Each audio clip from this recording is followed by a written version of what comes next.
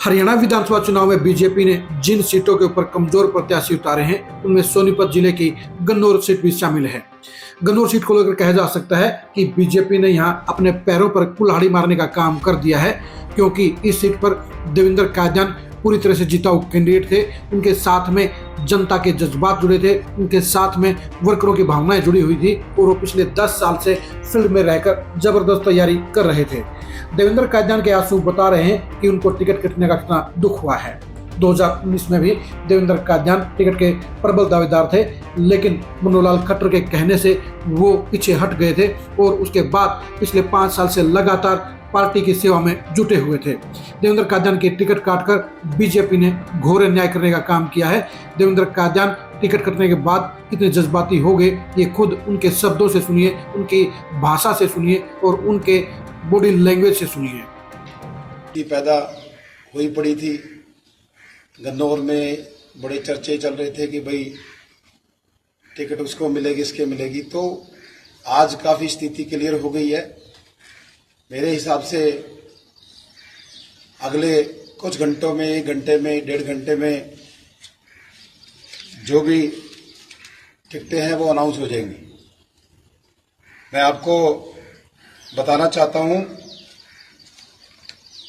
बहुत लंबे समय से आप सबके बीच में हूं और अभी रिसेंटली कुछ दिनों से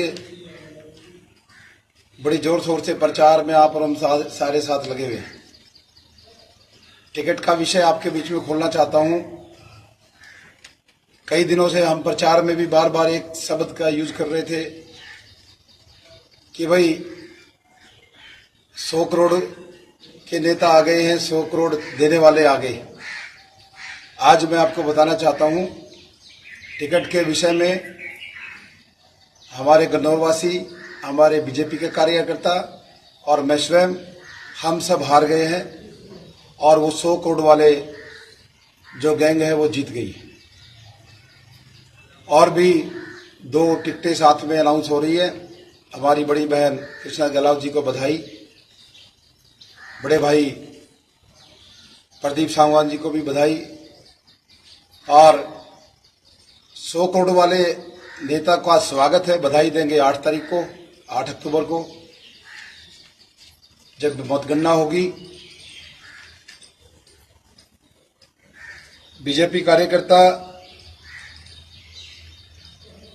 संघ के कार्यकर्ता, हमारे सब मतदाता, पार्टी की सभी सर्वे रिपोर्ट्स, पार्टी की सारी सरकारी गैर सरकारी संस्थाएं, सबकी रिपोर्ट एक साइड में, लोगों की जन भावनाएं एक तरफ और वो 100 करोड़ रुपए एक तरफ।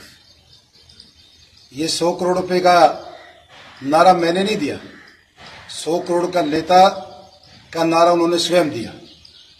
उन्होंने स्वयं पिछले 15 दिनों से 100 करोड़ रुपए की बात कही और किस जगह देने की बात, त्रिपुरा के अंदर अगरतला में, ये भी उन्होंने स्वयं अपने मुंह से कही। ये मैं या कोई कार्यकर्ता नहीं कह रहा, वो सब अलग अलग जगह पर ये बात करते जा रहे हैं कि हमने त्रिपुरा में 100 करोड़ दिए।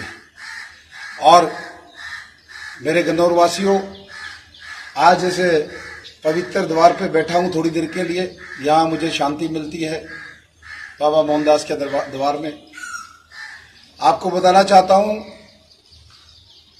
कल रात से 10 बजे के बाद वीरेंद्र भाई का किसी का मैसेज आया, हालांकि जानकार है वो, उन्होंने धमकी भरे अंदाज में 100 करोड़ वाली गैंग ने संदेश भेजा है कि चुनाव में अपनी सिक्योरिटी रखना और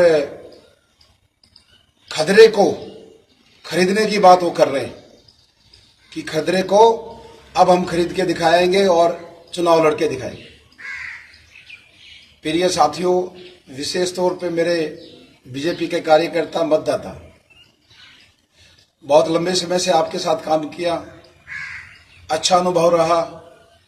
पार्टी के बहुत सारे कार्यकर्ता, ऐसे जुनूनी कार्यकर्ता मैंने बीजेपी पार्टी में देखे, चाहे पिछले विधानसभा की चुनाव हो, सारा गन्नौर जानता है देवेंद्र कादियान ने पिछले विधानसभा चुनाव में पार्टी को सीट निकाल के दी।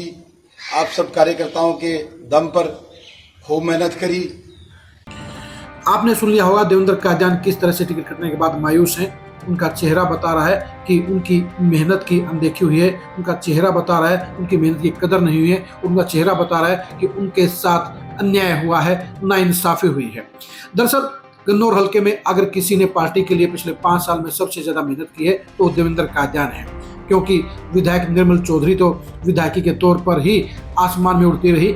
जमीन पर अगर बीजेपी को किसी ने मजबूत करने का काम किया तो सिर्फ देवेंद्र कादियान थे। देवेंद्र कादियान ने बीजेपी के हर कार्यक्रम को बम्पर सफल बनाने के लिए कभी कोई कोर कसर नहीं रखी।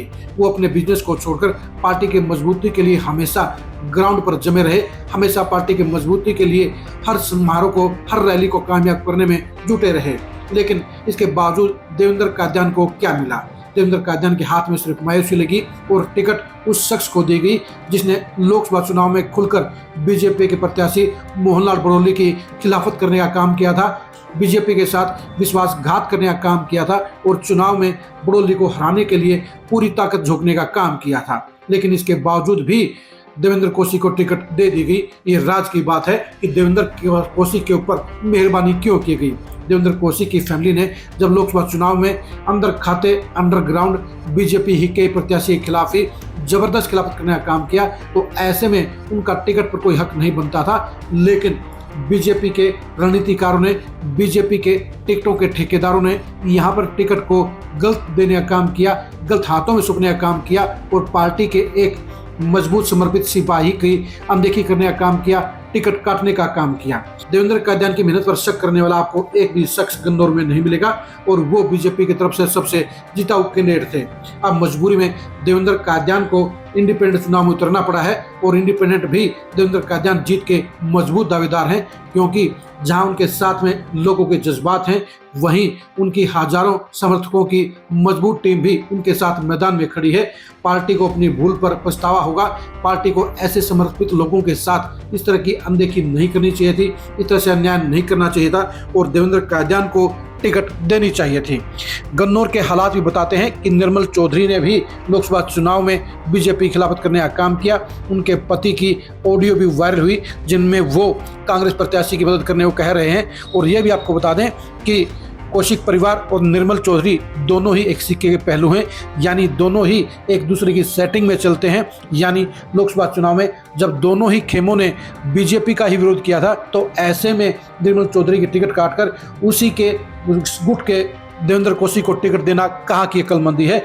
जाहिर सी बात है गन्नौर की सीट सेटिंग के जरिए दी गई है, गन्नौर की सीट किसी और बड़े सिस्टम के तहत दी गई है और यहाँ पर उस सिस्टम के चक्कर में देवेंद्र कादियान की मेहनत पर पानी फेरने का काम किया गया है, देवेंद्र कादियान की जज्बात के साथ खिलवाड़ करने का काम किया गया है और देवेंद्र कादियान की पूरी समर्पण की भावना के ऊपर डाका डालने का काम किया गया है। यानी देवेंद्र कादियान जिस जज्बात के साथ लगे हुए थे, जिस मेहनत के साथ जुटे हुए थे, उसको अनदेखा कर बीजेपी ने यहाँ पर गो हत्या करने का काम किया है। देवेंद्र कादियान की मेहनत और समर्पण की पूरी तरह से अनदेखी करके बीजेपी ने अपना ही बंटाधार करने का काम किया है और यही वजह है कि अब निर्दलीय रहकर भी देवेंद्र कादियान बीजेपी को दिखा देंगे कि उनमें कितना दमखम है और उनकी टिकट काटना उनके लिए कितनी बड़ी गलती थी।